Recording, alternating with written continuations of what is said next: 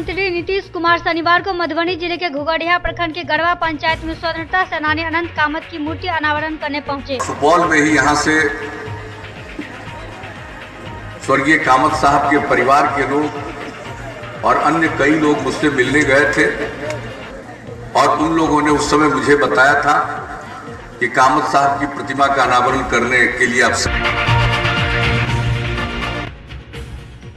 वहीं उन्होंने अपने संबोधन में कहा कि लोहिया जी से वे काफी प्रेरित थे। दरअसल मेरे पिता वैद्य थे और उनके पास काफी कांग्रेसी पहुंचते थे और वे लोहिया जी का काफी आलोचना किया करते थे और इसी कारण मेरा सुझाव लोहिया जी के प्रति हुआ। के लिए आप समय निकालिए। मैंने कहा मैं जरूर आऊंगा, लेकिन उसी समय हमने पूछ लिया था कि भाई प्रतिमा का अनावरण करने तो जाएंगे। और वहीं दूसरी तरफ मुख्यमंत्री ने कहा कि मैं अक्सर अखबारों में लोहिया जी को पढ़ने लगा और एक दिन पहली और आखिरी बार पटना गांधी मैदान में मुझे लोहिया जी को सुनने का मौका मिला, इसीलिए उनका मुझ पर गहरा प्रभाव रहा है। उन्होंने लोगों को सद्भावना का पाठ पढ़ाते हुए कहा कि आजकल कुछ लोग विदेशियता की भावना को भड़का रहे हैं, ऐसे लोगों से बचकर रहिए क्योंकि समाज में भाईचारे को बढ़ाने से विकास होगा। स्वतंत्रता सेनानी के प्रति अपने सम्मान का भाव प्रदर्शित करने के लिए जाएंगे, लेकिन आप पहले ही बता दीजिए कि वहां जाने के बाद क्या क्या मांग कीजिए। दार्जिलिंग पब्लिक स्कूल कबीरचक में शनिवार को विज्ञान और कला एवं बाल मेला का आयोजन किया गया। इस प्रदर्शनी का उद्घाटन LCS कॉलेज दरभंगा के प्राचार्य डॉक्टर HV यादव ने दीप जलाकर किया। इस विज्ञान एवं कला प्रदर्शनी में विभिन्न तरह का मॉडल बनाकर बच्चों ने अपने प्रदर्शन को दिखाया। साइंस एग्जीबिशन है। क्या बनाए हो? हीटर बनाए हो। कैसे बनाए हो?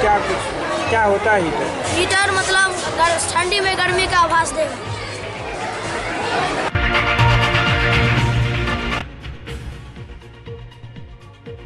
वहीं दूसरी तरफ सीनियर छात्राओं के द्वारा भारतीय व्यंजन को अपने हाथों से बनाकर अभिभावकों को खिलाया गया।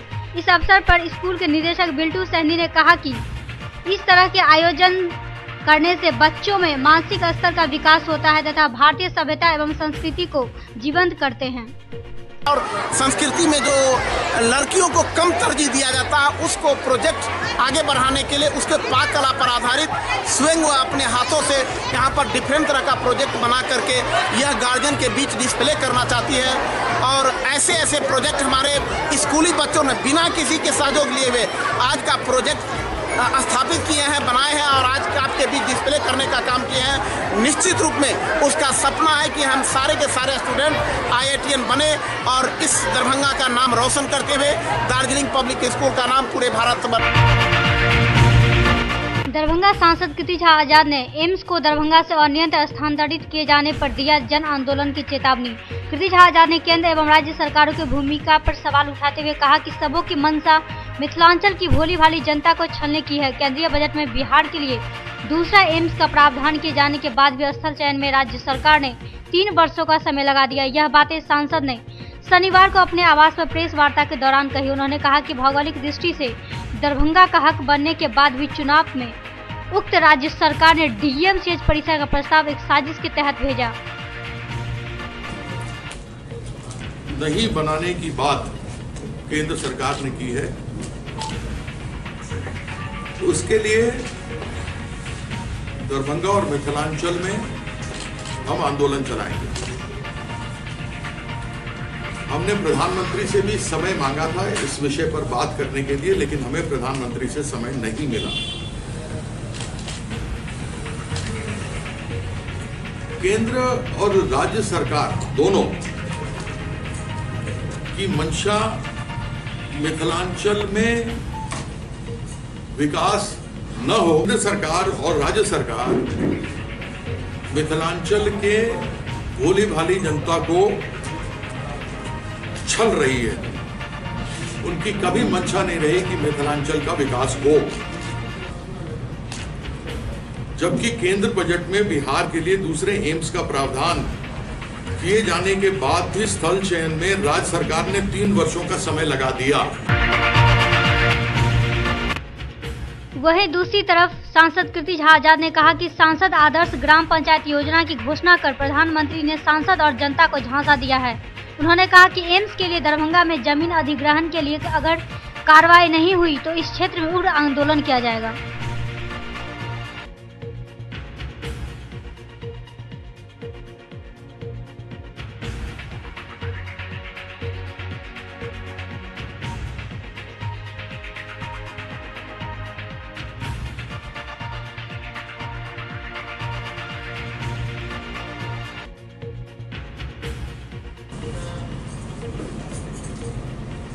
हमारे यह बात समझ के परे है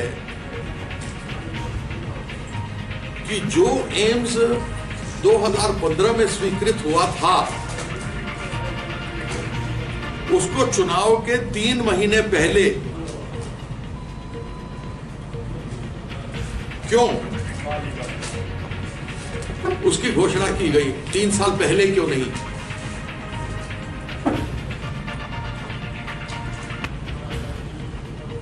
भौगोलिक दृष्टि से दरभंगा का हक बनने के बाद भी चुनाव के वक्त राज्य सरकार ने डीएमसीएच परिसर का प्रस्ताव एक साजिश के तहत भेजा है। 257 एकड़ जमीन है। केंद्र सरकार ने जो आपत्तियां लगाई हैं वो यह है कि बहुत नीचे है, यहां पानी भर जाएगा, भर जाता है, यहां हेरिटेज बिल्डिंग है, रेलवे के पार जमीन है। हमने देश में अनेकों जगह पर सरकारी अस्पताल एम्स भी देखे हैं जहां पर अंडरपास, रोड के नीचे अंडरपास बना करके जोड़ा गया है। वहीं दरभंगा सांसद कीर्ति झा आजाद ने मुख्यमंत्री पर आरोप लगाते हुए कहा कि संपूर्ण साजिश दरभंगा से एम्स को बिहार शरीफ नालंदा ले जाने की है। आजाद ने यह भी कहा कि पटना, भागलपुर, मुजफ्फरपुर के बाद दरभंगा का चयन स्मार्ट सिटी में होना चाहिए था, लेकिन स्मार्ट सिटी के चयन में दरभंगा की हक मारी कर बिहार शरीफ का चयन किया गया, जबकि मिथिला संस्कृति का प्रतिनिधित्व करने वाला शहर दरभंगा वंचित हो गया। इंजीनियरिंग कॉलेज सुशासन की देन नहीं है, पॉलिटेक्निक सुशासन की देन नहीं है, ITI सुशासन की देन नहीं है, विश्वविद्यालय भी सुशासन की देन नहीं है, लेकिन पूर्व से ही अनेकों साल से ही वह दरभंगा में स्थापित है। वेटरनरी कृषि डेयरी यहां नहीं मिली, IIT, IIM नहीं मिली,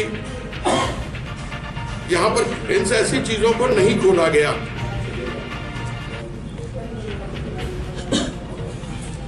राज्य सरकार ने जून 2017 में राज्य सरकार के नागर विमानन मंत्रालय से दरभंगा में हवाई सेवा के लिए समझौता किया था। चूंकि मामला दरभंगा का था, इसलिए मुख्यमंत्री ने 30 एकड़ जमीन का आज तक अधिग्रहण नहीं किया। आपको सबों को भली भांति मालूम है कि केंद्र सरकार का कार्यक्रम था 24 दिसंबर पिछले महीने 2018 में, और उसमें मेरा अपमान किया गया। साथ ही उन्होंने ये भी कहा कि जून 2017 में राज्य सरकार ने नागर विमानन मंत्रालय से दरभंगा में हवाई सेवा के लिए समझौता किया था, क्योंकि मामला दरभंगा का था, इसीलिए मुख्यमंत्री ने 30 एकड़ जमीन का आज तक अधिग्रहण नहीं किया। वर्ष 2013 में स्वीकृत दरभंगा शहर के लिए ओवरब्रिज वर्षों बीतने के बाद भी जमीन अधिग्रहण नहीं कर चुनाव के वक्त 200 करोड़ की राशि स्वीकृत की गई। इसी प्रकार बजट में दरभंगा के लिए स्वीकृत IT सॉफ्टवेयर पार्क के लिए जमीन अधिग्रहण नहीं किया गया। लोगों को बरगलाने के लिए रामनगर ITI परिसर में ही उद्घाटन की तैयारी चल रही है। मैंने अपमान का घूंट पिया, लेकिन जब वहां पर मिथिलांचल के लोग यह पूछने लगे कि सांसद का भी सम्मान क्यों नहीं हो रहा, यह केंद्र सरकार की योजना है, तो उनको लाठियां बरसाई गई, मारा गया। और क्योंकि वह मिथिला के लोग थे, दरभंगा के लोग थे, उनका अपमान था, इसलिए मिथिला का अपमान हमसे नहीं सहा गया और हम उस कार्यक्रम से उठकर चले आए थे। जब जून 2017 में उन्होंने कहा था कि हम 30 एकड़ जमीन हवाई अड्डे के लिए देंगे, तो 24 दिसंबर 2018 को हुए शिलान्यास के बाद अब तक जमीन लेने की प्रक्रिया शुरू क्यों नहीं की गई है? शनिवार को दरभंगा नगर निगम के निगम सभागार में सशक्त अस्थायी समिति की बैठक आयोजित की गई, जिसकी अध्यक्षता महापौर गैजेंद्र देवी खिरिया ने की। वहीं इस बैठक में उप महापौर बदरू जमा खान, प्रभारी नगर आयुक्त, एडीएम, विभागीय जांच के वीरेंद्र प्रसाद सहित निगम कर्मी और अस्थायी समिति के सदस्य मौजूद थे। ये तो मैंने उसको तत्काल रोक लगा दिया है और जांच का आदेश दिया गया है। तो कार्यालय का आदेश से निकला हुआ है, कार्यालय का आदेश से निकला गया है, लेकिन अब उनका कहना है कि स्थल दूसरी जगह दिखाया गया था, दूसरी जगह लगा रहा है, तो इसी की जाँच की बात हो रही है। अगर नियम संगत अगर नहीं होगा तो कार्रवाई होगी। इस बैठक में शहर में हो रहे जल संकट पर चर्चा की गई और उसका निजात के लिए बिहार सरकार को पत्र लिखा गया है। इसके अलावा शहर में जियो मोबाइल कंपनी के द्वारा विभिन्न सड़कों पर लगाए जा रहे खंभे पर भी चर्चा हुई कि जब नगर निगम की स्वीकृति नहीं है तो कैसे कंपनी खंभे गाड़ रही है। वो एक टावर, मोबाइल टावर के परमिशन का है, तो मोबाइल टावर का परमिशन सरकार से आया है, कुछ शर्त है कि उस शर्त के अंतर्गत देना है, कहाँ नहीं लगना है, कहाँ लगना है। उसका उल्लंघन करके बाजार प्रभारी द्वारा उनको परमिशन दे दिया गया था, वही मामला आया है। तत्काल उसको रोकने का निर्णय हुआ है और जांच कराई जाएगी। का जियो वाला परमिशन लिया है केबल लेइंग का, जमीन के नीचे केबल गाड़ने का परमिशन उसको दिया गया है, और लेकिन अभी मालूम हुआ है जो नहीं, वो पोल भी लगा रहा है, तो पोल उसका रुकवाया गया है। सब जमादार को आदेश दिया गया है कि पोल उसको लगा। वहीं दूसरी तरफ महापौर ने जल संकट पर कहा कि निगम के द्वारा जो चापाकल लगाए गए हैं उसे ठीक कराया जा रहा है और एक कंपनी के द्वारा जो खंभे लगाए गए हैं बिना स्वीकृति के उसकी जांच की जाएगी। मुख्य चर्चा हमारे दरभंगा शहर में अभी बहुत भारी हो रही है पानी की बहुत हाहाकार मच रही है। फर्स्ट मुद्दा हम लोग के जो स्टैंडिंग कमेटी के बैठक के जो पार्षदगण हैं उन्होंने उठाया कि दरभंगा शहर में जो इतनी पानी के जाड़े में जब किल्लत हो रही है उस पर विशेष ध्यान दिया जाए। हर वार्ड को 2-2 चापाकल दी जाए कम से कम। उसका हम लोगों ने प्रस्ताव पास किया है और 2-2 चापाकल का दिया है। इतने बजट थे उस पर सारे हम लोगों ने पास कर दिए हैं। अभी शहर में स्टेशन के पास जो अतिक्रमण हो रहा है उस पर विशेष ध्यान दे के उस पर हम लोगों ने बात की है। अधिकारी देखिए लेटर वहाँ से आया था, उन लोग ने चिन्हित जगह मान लीजिए दूसरी बताई हो और दूसरी जगह उन लोग टावर बना रहे हो तो उस पर कार्रवाई हम कुछ नहीं कर सकते हैं। हम लोग जाके बोला गया है कि जाके देखेंगे, उसके बाद जो विचार होगा उसको किया जाएगा। बिना देखूंगा कैसे क्या होना चाहिए, क्यों ऐसा हुआ, उस पर मैं भी देखूंगा।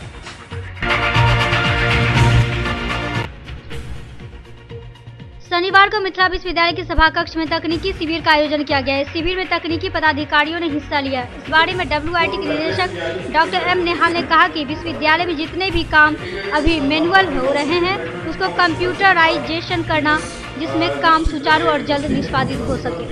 जी, ये यूनिवर्सिटी मैनेजमेंट इंफॉर्मेशन सिस्टम जो यूनिवर्सिटी में लागू किया जाना है बिहार के सभी विश्वविद्यालयों में और मिथिला विश्वविद्यालय में भी, तो जिसके लिए ओपन एडवर्टीज़मेंट हुआ था और कुल मिलाकर इसमें 6 बिडर्स ने अप्लाई किया, सबमिट किया है।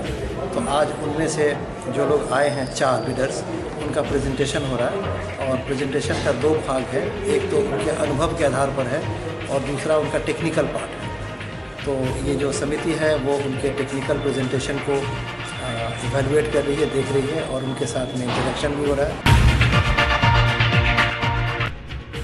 लब्ध प्रतिष्ठित पत्रकार एवं समाज सेवी स्वर्गीय राम गोविंद प्रसाद की 23वीं पुण्यतिथि मनाई गई। इस 23वीं पुण्यतिथि पर चुनावी वादों का प्रलोभन और पत्रकारों की भूमिका विषय पर चर्चा की गई। और लोकतंत्र का जो सोपान है ऐसे ही चीजों से आगे बढ़ेगा, लेकिन अब सवाल ये है कि ये जो वादे हों या दावे हों, ये दोनों इसका स्वरूप क्या,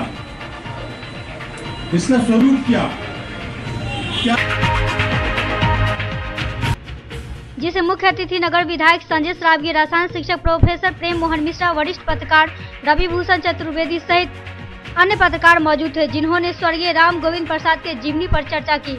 वहीं इस पुण्यतिथि के अवसर पर दोनाट चौक पर एक वाटर RO भी लगाया गया, जिससे राहगीरों को स्वच्छ और शुद्ध जल मिल सके। बुढ़ाए हैं, कई काम है उनके पास, जो एक काम है समाचार संप्रेषण, वो छोटा सा काम है न्यूज, उससे बड़ा है भूत। उनको विश्लेषण करना है, समाचार का विश्लेषण करना है, समस्याओं का विश्लेषण करना है, उसका समाधान देना है। तीसरा है मनोरंजन, साहित्य सृजन।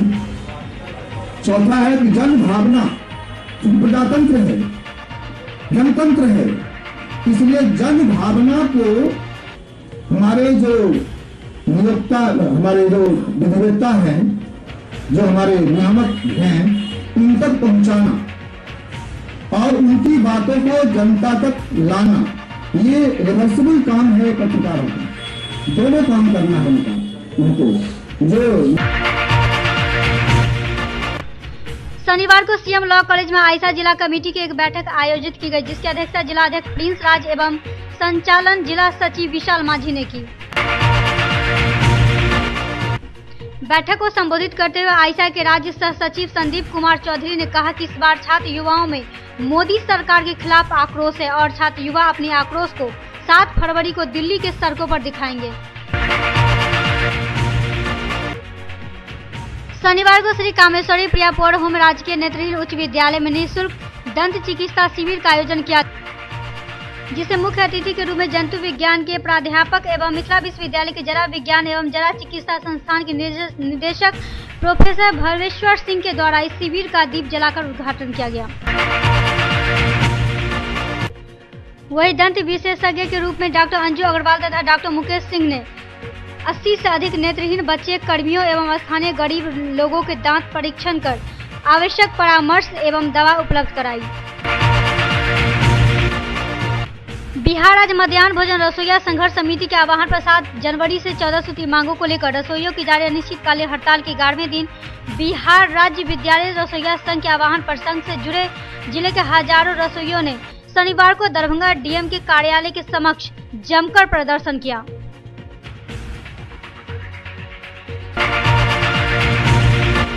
मुख्यमंत्री नीतीश कुमार का गढ़वा आकर स्वतंत्रता सेनानी बाबू अनंत लाल कामत के जयंती पर प्रतिमा अनावरण करना पिछड़े और अति पिछड़े समाज के लिए गौरव का क्षण है। उक्त बातें भाजपा अति पिछड़ा मोर्चा के प्रदेश उपाध्यक्ष ललन कुमार मंडल एवं जिला परिषद अध्यक्ष शीला मंडल ने संयुक्त रूप से प्रेस को कही। 108वीं जयंती समारोह होने जा रहा है इस बार।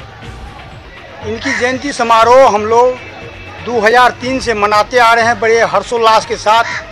इनके जयंती समारोह में अभी तक सभी दलों के लोग शिरकत करते हैं, सभी राजनेता आते हैं। हम लोग मुख्यमंत्री जी के आने से बहुत खुशी है। हम लोगों की दिली इच्छा थी कि माननीय मुख्यमंत्री जी उनके मूर्ति का अनावरण करें और हम ही नहीं, हमारे पूरे परिवार, हमारे गांव, हमारे इलाके के लोग सब के सब खुशी नजर आ रहे हैं। वहीं मंडल द्वय ने कहा कि स्वर्गीय अनंत बाबू शिक्षाविद, सामाजिक कार्यकर्ता के साथ हमारे समाज की तरफ से आज़ादी की लड़ाई लड़ने वाले योद्धा थे। साथ ही उन्होंने कहा कि अति पिछड़ा और पिछड़ा समाज के कई लोगों ने आज़ादी की लड़ाई में अपनी जान गंवाई, मगर अनंत बाबू जैसे कुछ गिने चुने लोगों का ही नाम स्वर्ण अक्षर में लिखा गया है। यहाँ पर मूर्ति अनावरण होगा स्वर्गीय अनंतलाल कामत जी का। उसके बाद एक 26वीं सभा परिवार के लोगों से मिलेगा। हाँ, मूर्ति का अनावरण होगा। उस समय उनके परिवार के लोग रहेंगे। कोई आम सभा भी है? हाँ, छोटा सा एक आम सभा है सामने में, फील्ड है। पहले से ही बन रहा था, जिस समय इनका कार्यक्रम निर्धारित नहीं हुआ था उससे पहले से बन रहा है। हाँ, थोड़ा स्लो था, अब कार्यक्रम निर्धारित हो गया हम लोग के लिए। गौरतलब है कि मंडल ने कहा कि ऐसे विभूति के प्रतिमा अनावरण में सूबे के मुख्यमंत्री के आने पर पिछड़ा अति पिछड़ा समाज सरकार के शुक्रगुजार है। नहीं, ये तो ऐसे ही एक जन्मजरुआ आम जमीन नहीं है। पहले यहाँ सामने जहाँ खड़ा थे बहुत बड़ा गड्ढा है, वो भरवा करके मैदान ये 6 महीना पहले हम लोगों ने भरवा दिया। माननीय मुख्यमंत्री का कार्यक्रम 6 महीना पहले यहाँ होते होते रह गया था। उस समय हम लोगों ने फील्ड को एक अच्छा सा आकार दे दिया। गड्ढा उड्ढा उसी समय केवटी प्रखंड के उच्च विद्यालय खिरमा में ईवीएम एवं वीवीपैट का प्रशिक्षण प्रारंभ हुआ, जो 25 जनवरी तक लगातार चलेगी। प्रशिक्षण में निर्वाचन प्रक्रिया को सरल बनाने के लिए अंचलाधिकारी अजीत कुमार झा ने बहुत सारे गुट को बताया। साथ ही प्रखंड विकास पदाधिकारी महेश चंद्र ने भी पहली बार वीवीपैट का उपयोग किए जा रहे के बारे में विस्तार पूर्वक चर्चा की। थाना पुलिस ने केवटी गांव में छापेमारी कर महिला प्रताड़ना का आरोपी सुनील मंडल को गिरफ्तार कर 18 जनवरी को न्यायिक हिरासत में भेज दिया। वहीं मालूम हो कि केवटी गांव निवासी मनोज मंडल ने 17 जनवरी वर्ष 2018 को केवटी थाना में महिला प्रताड़ना का एफआईआर दर्ज कराते हुए अपने दामाद केवटी गांव निवासी सुनील मंडल को आरोपित किया था। एसएम रेजेंसी एसी, वाईफाई एवं आधुनिक सुविधा से सुसज्जित हर एक कक्ष,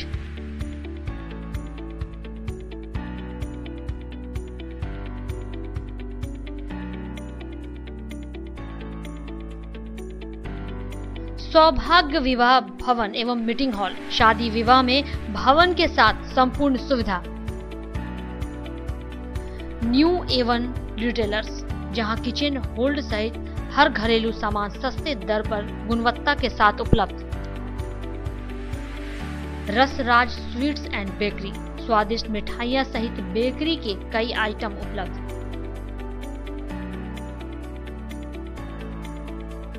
स्वादिष्ट फैमिली रेस्टोरेंट, आपके स्वाद पर वर्षों से खरा। आपकी संतुष्टि हमारा विश्वास, अवश्य पधारें।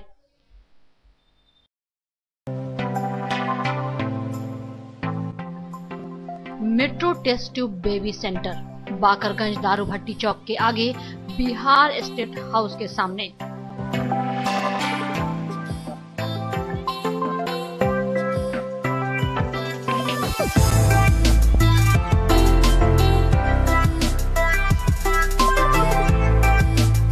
अब राजस्थान, दिल्ली, उदयपुर जाने की आवश्यकता नहीं। बिहार का पहला अत्याधुनिक IVF लैब दरभंगा में।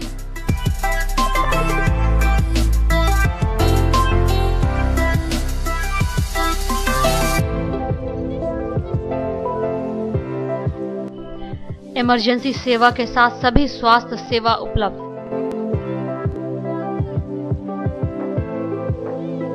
संपर्क करें metro test tube baby centre. Rose the Medicity by doctor MK Shukla, Darbhanga के ग्रामीण से शहर तक का एक विश्वास। रोज द मेडिसिटी, इमरजेंसी, शिशु एवं सामान्य के साथ हर चिकित्सीय व्यवस्था। संपर्क करें Rose the Medicity, Digghi West, Bisartola, Darbhanga. Manners public school, Dilawarpur, Darbhanga. Affiliated to CBSE of 10+2, New Delhi. CBSE Nai Delhi से 10+2 स्तर तक मान्यता प्राप्त एक Adarsh Vidyalaya. School facilities, class nursery से 12वीं तक को एजुकेशन स्कूल, स्मार्ट क्लासेस की व्यवस्था, कंप्यूटर लैब, छात्रों के लिए आरामदेह हॉस्टल की सुविधा, पुस्तकों से भरपूर लाइब्रेरी, कई प्रकार के खेलकूद की उत्तम व्यवस्था, अनुभवी, ट्रेंड एवं योग्य शिक्षक।